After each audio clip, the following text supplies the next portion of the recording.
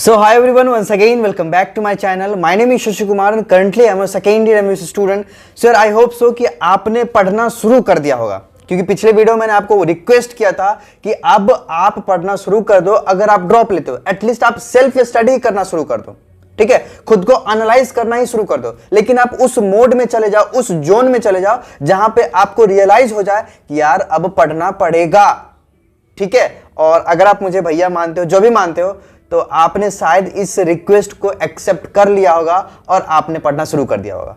अगर नहीं किया हो तो प्लीज कर लो, ठीक है। पिछले वीडियो में मैंने आपको बायोलॉजी के लेके बता दिया था कि बायोलॉजी आपको कैसे स्टार्ट करना, नया तरीके से, है ना, नया तरीका से स्टार्ट करना, क्योंकि एनटीए पैटर्न थोड़ा सा चेंज करने की कोशिश कर रहा है, कट ऑफ वो गिराना चाह रहा है ना, तो आप नया तरीका से पढ़ोगे। अब इस वीडियो में यार मैं आप केमिस्ट्री में बता दे रहा हूं कि आप केमिस्ट्री कैसे शुरू करोगे, केमिस्ट्री आप कैसे पढ़ोगे, क्या नया तरीका अपनाना है आपको, क्या नया स्ट्रेटजी अपनाना है आपको, है ना।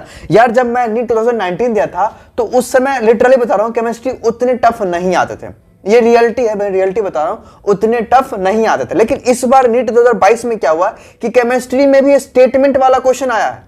हाँ, आपने देखा है ना, केमिस्ट्री में भी स्टेटमेंट वाला क्वेश्चन आया है। मतलब यार बायोलॉजी के साथ साथ केमिस्ट्री को भी टारगेट किया इस बार। हो सकता है कि अगली बार फिजिक्स को टारगेट करेगा, पॉसिबल, कुछ भी कर सकते हैं। तो यार जब मैंने 2019 दिया था उस समय मेरे 165 मार्क्स आए थे केमिस्ट्री में, ठीक है। बट उस समय पेपर लिटरली थोड़ा सा इजी था, मैं बता रहा हूं, इजी था, एनसीईआरटी बेस्ड था। एनसीईआरटी बेस्ड तो इस बार भी था, लेकिन थोड़ा सा स्टेटमेंट घुसाया गया था, ठीक है।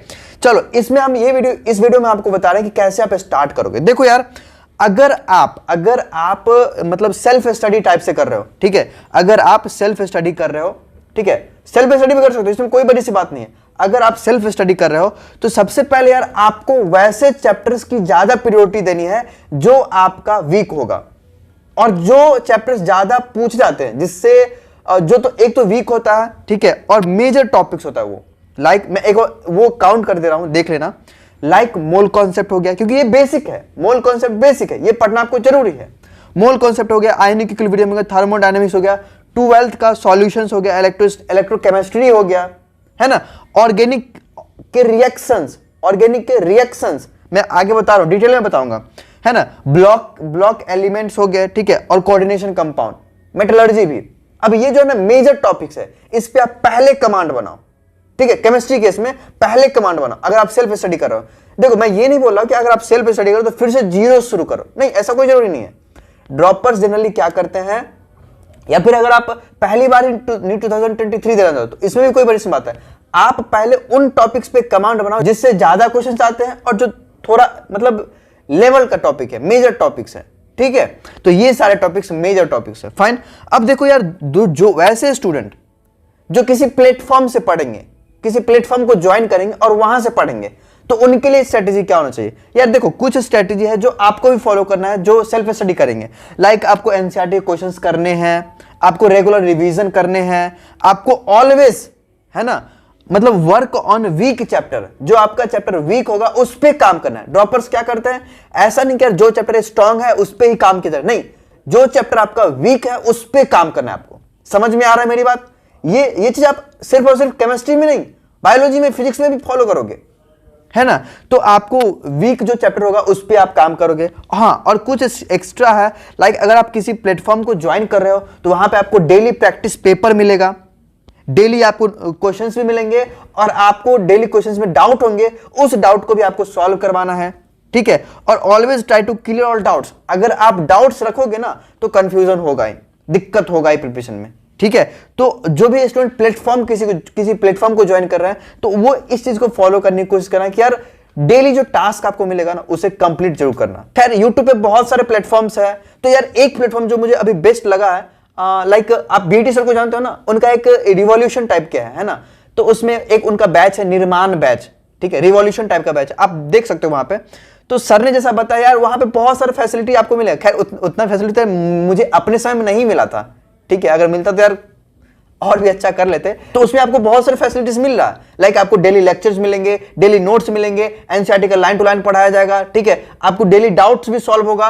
और अगर आप प्रिपरेशन में कुछ भी कमी करते हो तो हो सकता है आपके पेरेंट्स को भी इन्फॉर्म कर देंगे, ऐसा वो बताएं, ठीक है, पेरेंट्स को भी इन्फॉर्म कर देंगे और 1-to-1 आपका डाउट क्लियरिंग सेशन होगा। और अगर आप कोई डाउट है तो विद इन 15 से 20 मिनट वो सॉल्व भी करवाने की कोशिश करेंगे। आपको डेली होमवर्क मिलेगा और आपका डेली परफॉर्मेंस चेक भी होगा, ठीक है। और अगर आप प्रिपरेशन में लैग करते हो तो सर आपको पर्सनली मेंटर भी करेंगे।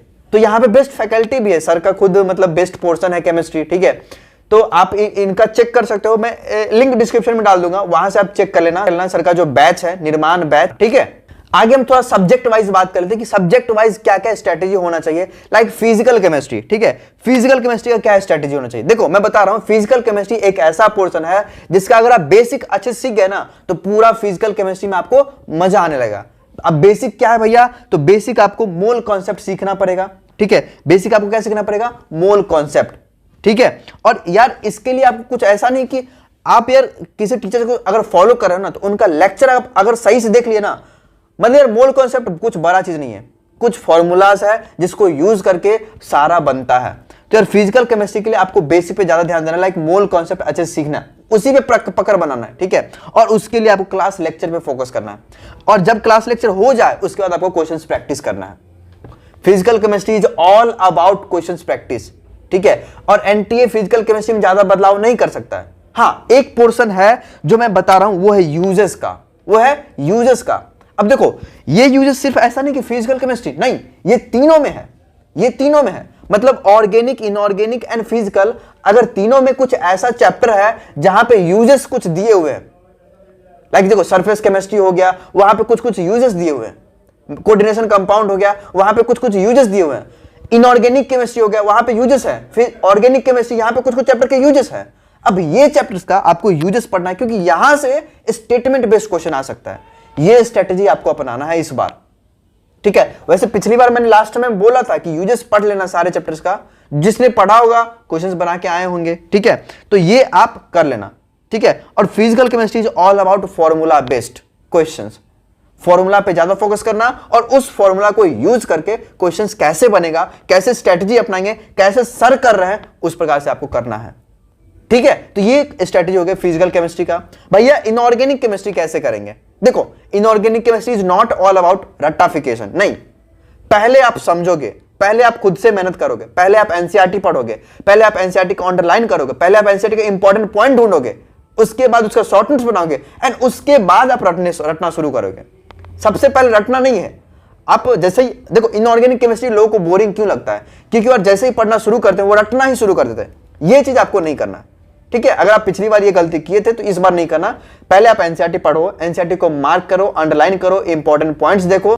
आपको ऐसा करना है ना कि यार लास्ट के लिए मत छोड़ना कुछ भी, ठीक है। लास्ट के लिए कुछ भी मत छोड़ना है, क्योंकि होता है कि इनऑर्गेनिक केमिस्ट्री को मतलब लास्ट में जाके लोग पढ़ते हैं, ठीक है। ये गलती नहीं करना। अभी से ही आप करो कि यार सेल्फ स्टडी अगर आप कर रहे हो ना तो 4 दिन में एक चैप्टर पढ़ो, 4 दिन में एक चैप्टर, एक ब्लॉक कर सकते हो ना, ये 4 दिन में एक ब्लॉक करना है। अब ठीक है, अब इसमें क्या करना है, एनसीईआरटी का डीप स्टडी करना है।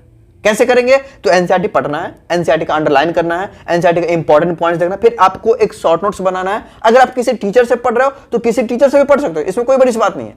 टीचर से पढ़ लो, फिर उसका शॉर्ट नोट्स बनाओ, अब उसको करना है रट्टाफिकेशन। हाँ, अब रटना है, ठीक है। तो ये स्ट्रेटजी हो गया आपका इनऑर्गेनिक केमिस्ट्री। अब हम बात करते हैं ऑर्गेनिक केमिस्ट्री। अब ऑर्गेनिक केमिस्ट्री बहुत इंपॉर्टेंट पोर्शन है, क्योंकि इससे भी क्वेश्चंस आते हैं। आपको पता है ना, 15 क्वेश्चंस आते हैं ऑर्गेनिक केमिस्ट्री से, और कभी कभी ऐसा भी होता है फंसा देता है ऑर्गेनिक केमिस्ट्री, ठीक है।